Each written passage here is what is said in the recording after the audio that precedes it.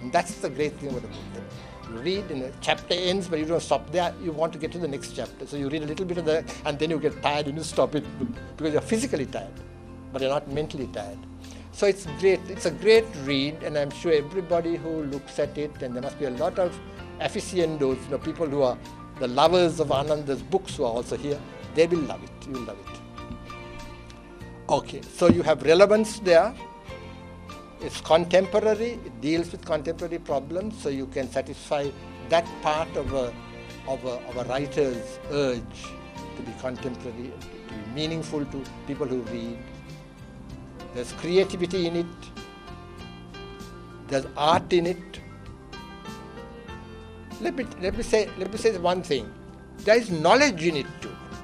Creation generally are creative imagination, things of imagination, which don't give the reader much information and real knowledge. Now today they talk about information overload. That's just too much information in the world. I mean, you look at internet or Google or emails, people are sending you all the time there's information coming in. Much of it is irrelevant information. So you have to select what is the information you need. Now here, wherever you travel and you have the characters in this book, and you told me about the characters, there's a lady called Sandani, and I'm sure there's a Sandani in the audience also, right? So whoever Sandani is, we should be happy to know that she's in the book too. He chose his characters from people whom he really knows. There are real life people also here. These characters travel around the world, and when they travel, you put into their thoughts and minds the historical knowledge of the places they go to. And if somebody goes to the British Museum, there is a fairly good coverage of what the British Museum is about.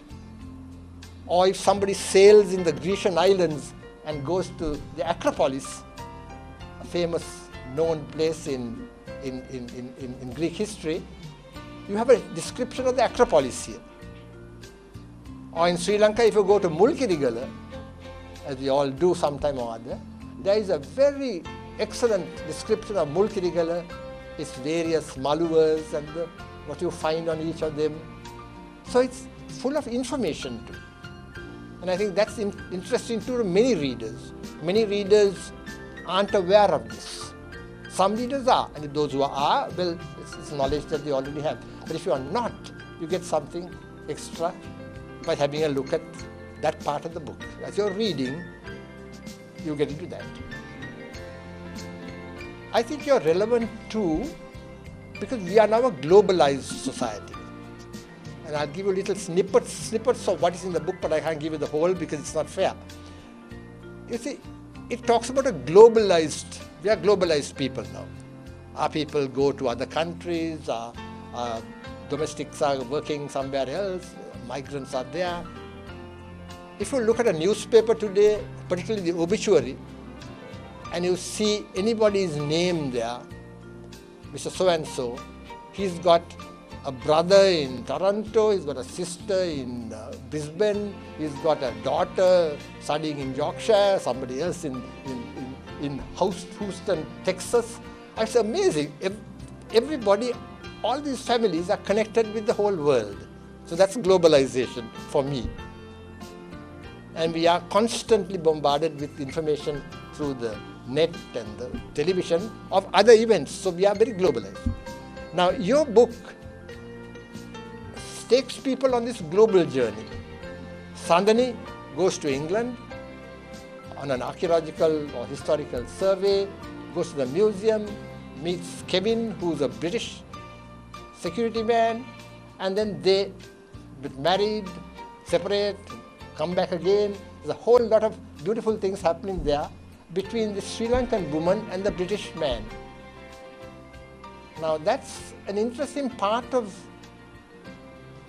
a fictional effort which really replicates what's happening in society. A lot of people are doing that.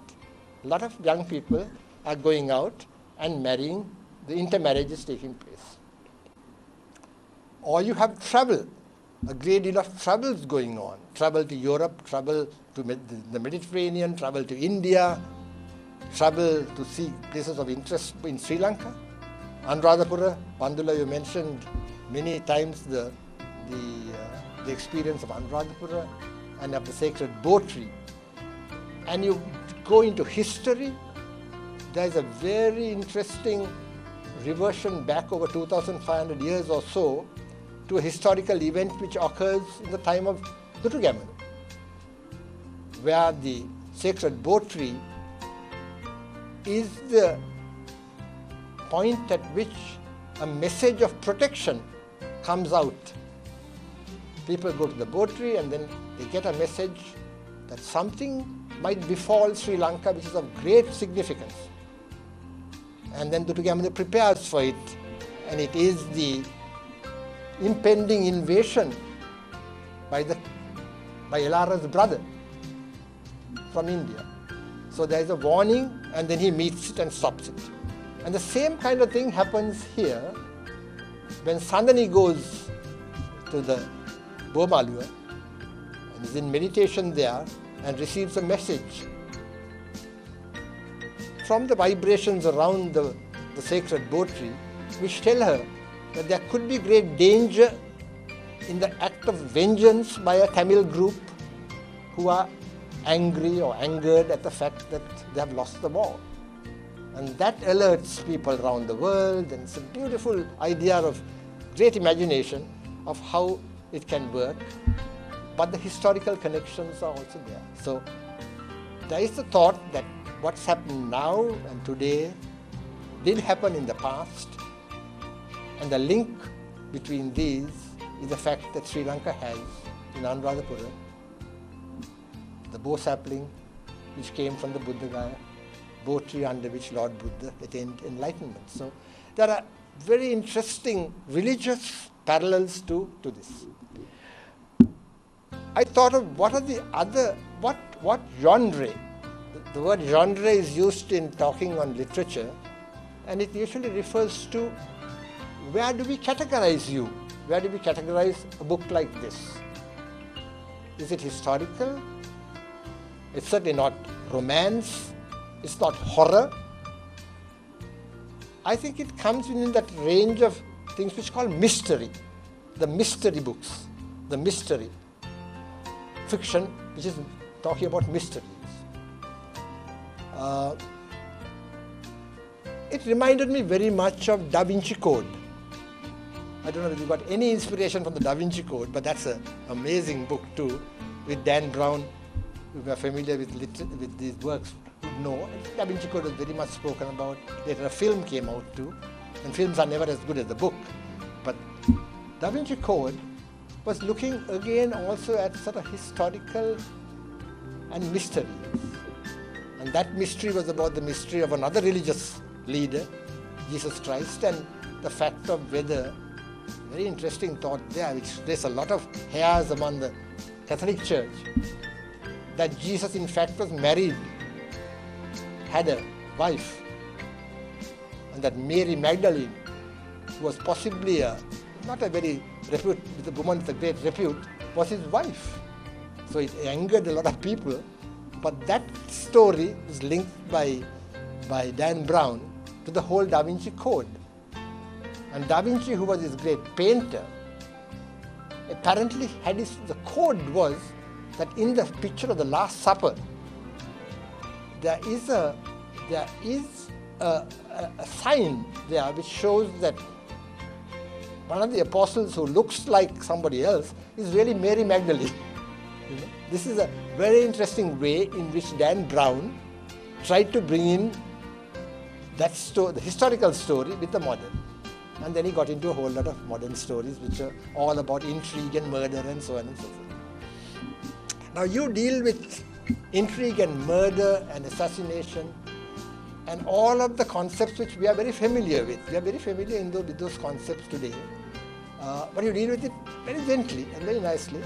People are done away. There's even a word called a terminator. Now, the word terminator, that's the end of the game. Terminate, I terminate. So there's somebody who can pull out a pistol and shoot somebody. He's the Terminator. He's Terminator, that chap's life. So you talk about Terminators, you talk about sleepers. I thought sleepers were those things on which rails ran and trains ran. Sleepers are people who are quiet for a long time and get activated if you want something done which anybody thought anybody else knowing. So you can have a sleeper in Singapore, as you have, who is activated after the conflict to shoot somebody or take some message or give some parcel. Very interesting. But all fairly well-known terms of today, for those who know them, sleepers. I think we know the word safe houses. Haven't you heard a lot about safe houses? That means where the LTT, when it's operating here, could come from wherever one you're where and live in Kotahena or in Belavatta. And they had a safe house. Safe because it was run as something else, as a tutorial or a boarding school or something. This chapter also goes there. So all those, but I was trying to say that you are very relevant and you strike a lot of images in your mind. Hey, we know about that, we know about that. Isn't it fairly close to what happened there? So I think that's an area which you satisfy eminently about relevance and being contemporary. And you get a whole lot of reader interest. You are full of information. What is there which you are short on? Because I think it will be unfair not to say that. I thought that your descriptions sometimes of events was a little long drawn out. And I saw it only because I would like the action to be quicker. It's only for that reason. I mean, your action is very fast paced. And then sometimes you very rarely you tend to go a little slower, so you're wanting to go faster. So you tend to skip over and try to read faster because there is some conversation which is really not. It is relevant, of course. Everything is relevant in the book, but one would think I can pass over that. So it might mean a shorter book, finally. If you're going for the Booker Prize, for example, you're going for an English title or an award, maybe a little shorter book. Because I was reminded of that happened to a book called Chinaman. I don't know whether many of you have heard of Chinaman. There is a glorious book on cricket and all of the kind of shady side of cricket. Cricket is a very noble, straight game, as Sanghakara will be talking about. But there's another shady side to it. And Chinaman is a great book written by a Sri Lankan called Shehan Karnatilaka on cricket. And Chinaman there means nothing to do with China and the Chinese. It's to do with a kind of bowling which is called a left-hand googly. A left-handed bowler bowling a googly is called a Chinaman. So it's that Chinaman is writing about. So if you want to emulate Chinaman, Ananda, Chinaman has been abridged to go as a prospective Booker Prize. So that may be the one thought I leave with you as just as a kind of little bit on the negative, but most of it is very, very positive. I don't want to say more. I don't know what you expect from a keynote speech. I've gone all over the place, but that is what I want to say about you, about your book. I enjoyed it. Most of you will enjoy it. And I want to thank you very much for having invited me to be here. I've had a great time being here and listening to these wonderful stories. Bandul has been talking about Lankagam and the Edandas I crossed over when I was much younger, in my much younger days. Thank you very much.